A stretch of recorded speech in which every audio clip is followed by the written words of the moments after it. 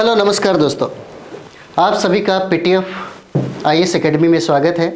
बहुत बहुत अभिनंदन है आप सभी लोगों का।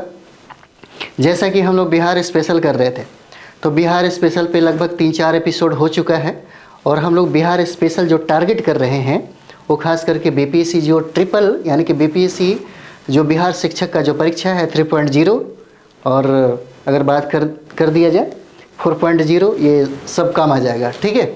और साथ ही साथ अगर बात किया जाए तो 70 बीपीएससी का जो तैयारी कर रहे हैं 70 बीपीएससी का, और 70 बीपीएससी में भी ये बहुत ही ज़्यादा समझिए कि उपयोगी साबित होगा। तो आइए हम लोग जो बहुत सारा प्रश्न आपको यहाँ से मिलेगा, लगभग 7500 से कहीं ज़्यादा प्रश्न मिलेगा। अगर हम लोग बिहार स्पेशल को यहाँ से सही ढंग से अगर कर लेते हैं तो हमारा बिहार स्पेशल लगभग कंप्लीट हो जाएगा। तो हम लोग बहुत सारा प्रश्न करने वाले हैं, ठीक है।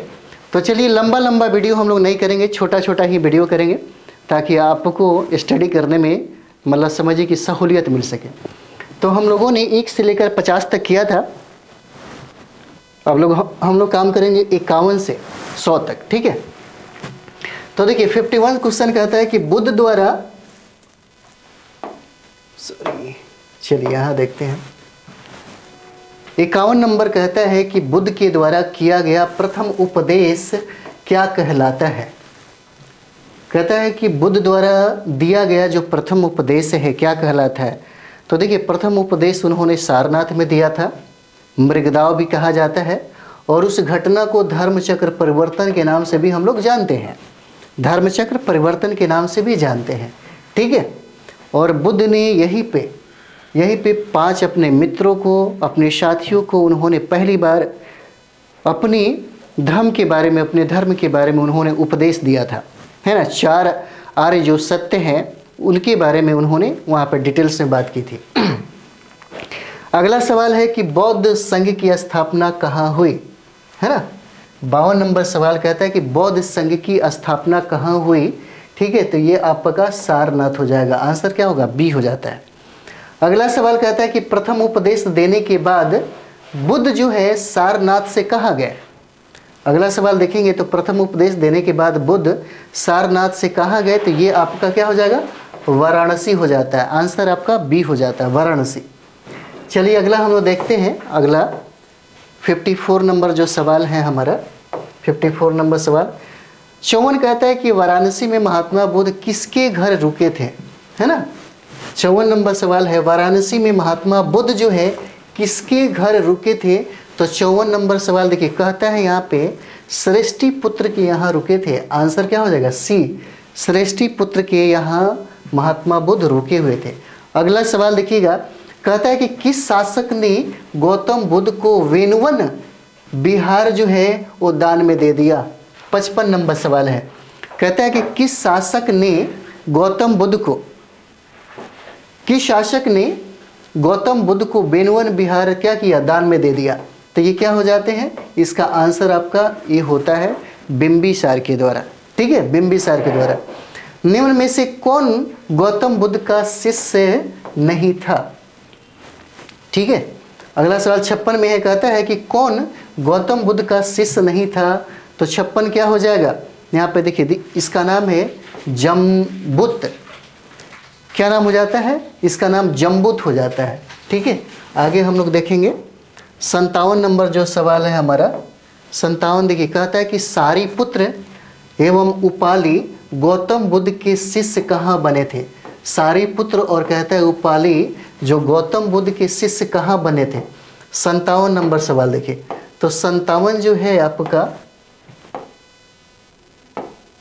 देखिए 57 का जो आंसर हो जाएगा वो आपका राजगृह हो जाता है। 57 नंबर सवाल क्या हो जाएगा, राजगृह में ही उन दोनों को गौतम बुद्ध ने अपना शिष्य बनाया। अगला हम लोग देखेंगे बौद्ध संघ में शामिल होने वाली प्रथम स्त्री कौन थी। बौद्ध संघ में शामिल होने वाली प्रथम स्त्री कौन हो जाती है। तो 58 क्या हो जाएगा, ये देखिए प्रजापति गौतमी।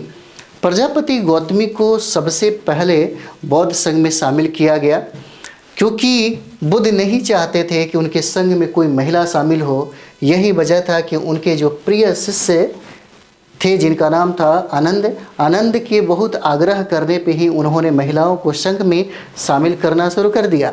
और पहला जो महिला थी उनकी अपनी मौसी थी जिनका नाम था प्रजापति गौतमी। उसके बाद आम्रपाली, बहुत सारी महिलाएं संघ में शामिल होने लगी।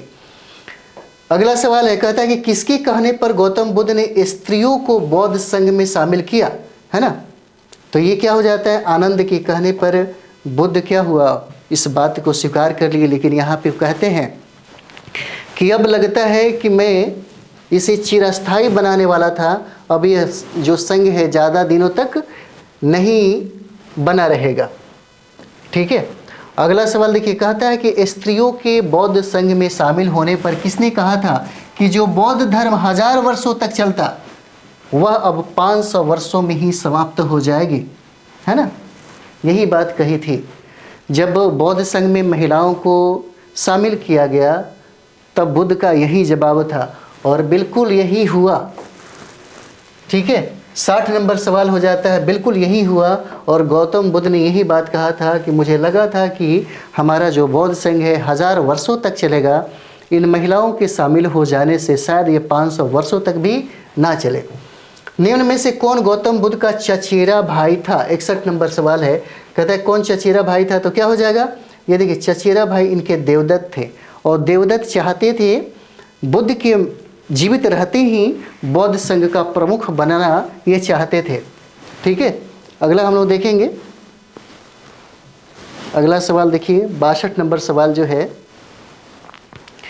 62 नंबर सवाल कहता है कि देवदत्त कहाँ गौतम बुद्ध का शिष्य बना था, है ना। 62 नंबर सवाल क्या कहता है, कहता है बताइए देवदत्त गौतम बुद्ध का कहाँ शिष्य बना था।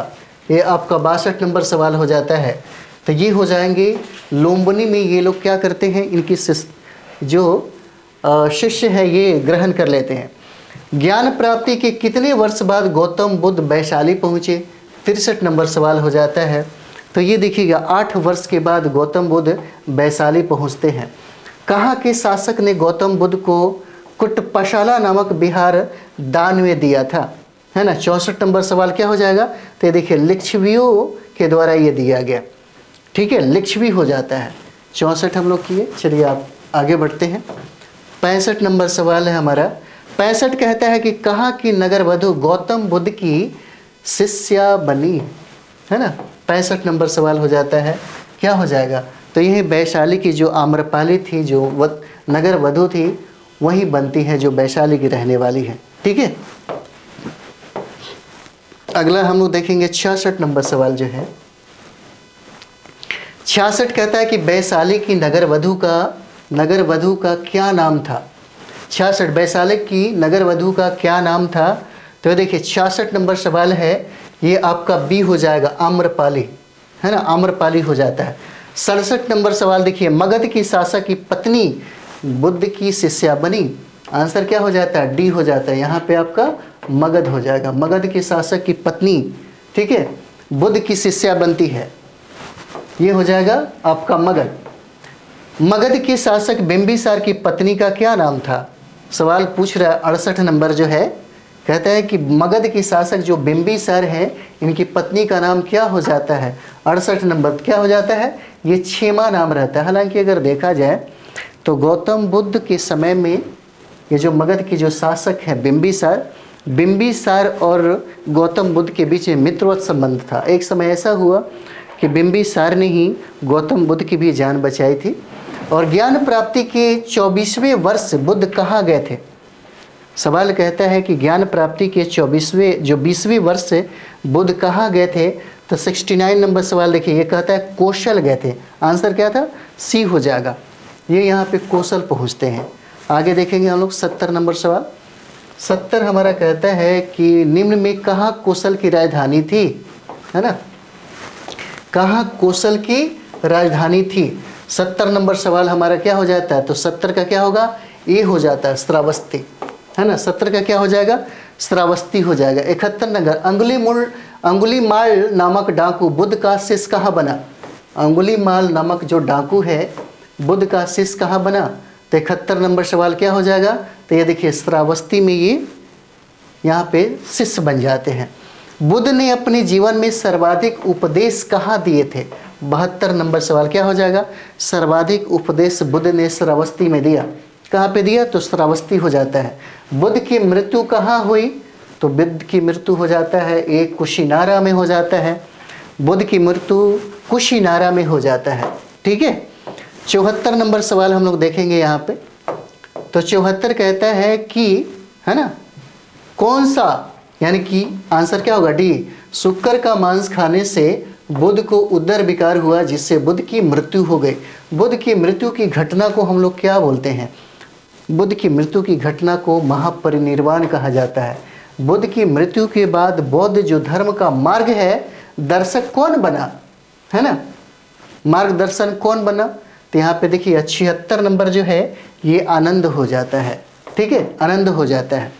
आगे हम लोग देखेंगे 77 नंबर हमारा जो सवाल है, 77 देखिए अगला सवाल कि निम्न में से किसका अंतिम वाक्य अपदीपो भव था।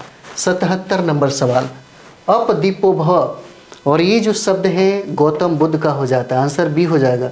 बुद्ध के अस्थि अवशेषों को कितने भागों में बांटा गया, है ना, 78 नंबर सवाल है, क्या हो जाता है, तो इसका आंसर सी हो जाएगा। और बुद्ध के अस्थि अवशेष प्राप्त कर उस पर, है ना, डॉट डॉट का निर्माण कराया गया। क्या निर्माण किया गया, तो ये हो जाएगा स्तूप निर्माण करवाया गया, है ना, स्तूप निर्माण करवाया जाता है। 79 नंबर।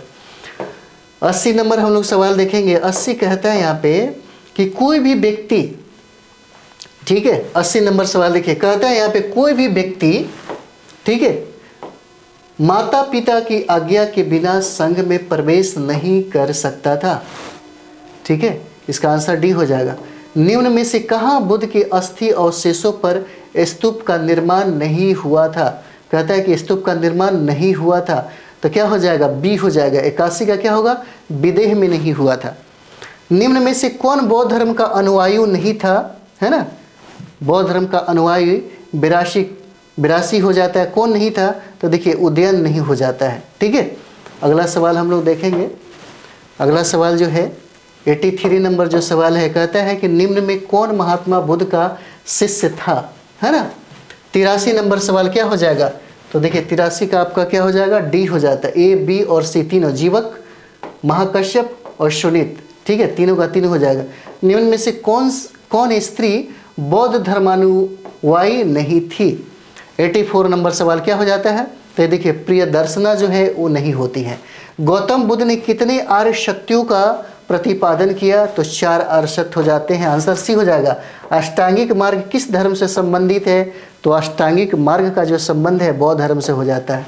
ठीक है, 86 नंबर सवाल है, बौद्ध धर्म का संबंध जो है अष्टांगिक मार्ग, निम्न में से कौन से अष्टांगिक मार्ग के अंतर्गत आते हैं। 87 नंबर सवाल देखिए, तो देखिए 87 नंबर जो सवाल है हमारा, 87 नंबर, ये आपका आंसर डी हो जाएगा, यानी कि ए, बी और सी दोनों तीनों हो जाएगा, है ना। सम्यक दृष्टि, सम्यक आजीव, सम्यक व्यायाम, ये तीनों हो जाता है।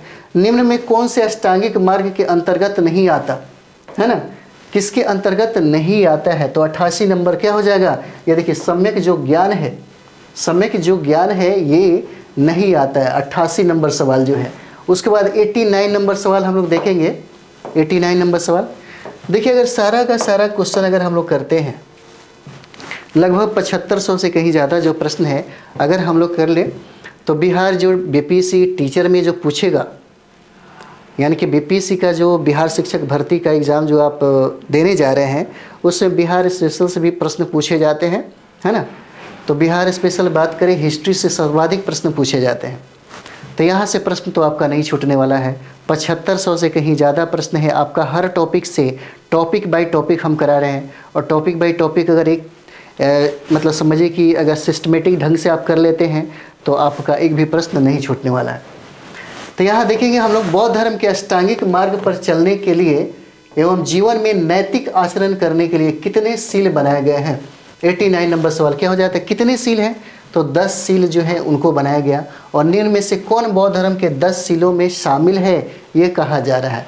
90 का क्या हो जाएगा, तो ये देखिए ये डी हो जाता है, सत्य, अहिंसा, व्यभिचार नहीं करना, है ना, ये आपका डी आंसर हो जाएगा। आगे हम लोग देखेंगे 91 नंबर सवाल है, कहता है कि निम्न में से कौन बौद्ध धर्म के 10 सीलों में शामिल नहीं है। 91 नंबर सवाल क्या हो जाएगा हमारा, तो ये देखिए संन्यास हो जाता है ना। बौद्ध धर्म में दुख के कारणों को क्या कहा गया है? 92 नंबर सवाल क्या हो जाएगा? प्रतित्य समुत्पाद कहा गया है ना। आंसर क्या हो जाएगा? ए हो जाता है। प्रतित्य समुत्पाद में कितने चक्र हो जाते हैं?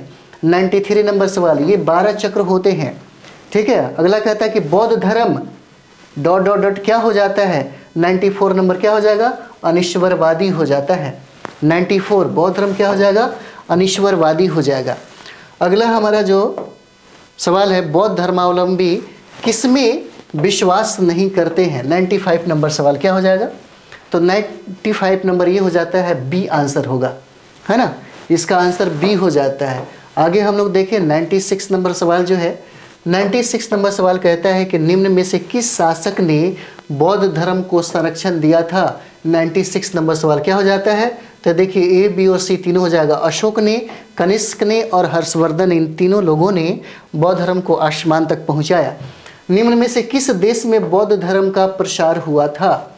है ना। 97 नंबर सवाल हो जाता है।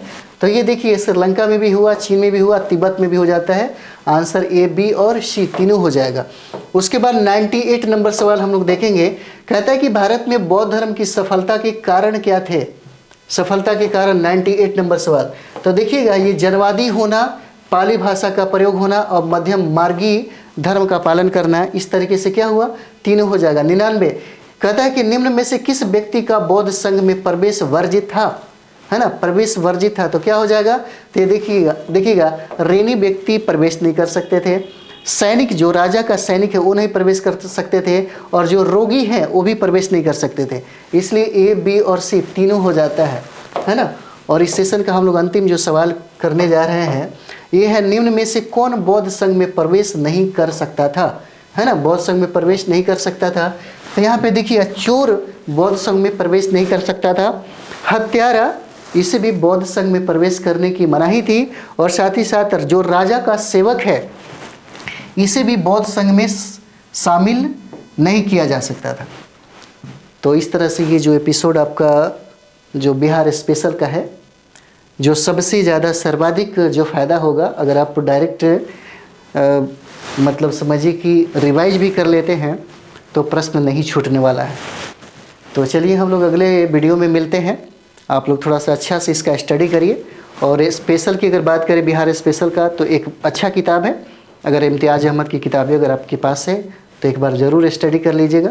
उसके बाद बिहार स्पेशल से एक भी सवाल आपसे नहीं छूटेगा। ठीक है। तो चलिए हम लोग नेक्स्ट वीडियो में मिलते हैं। थैंक यू वेरी मच आप सभी लोगों को।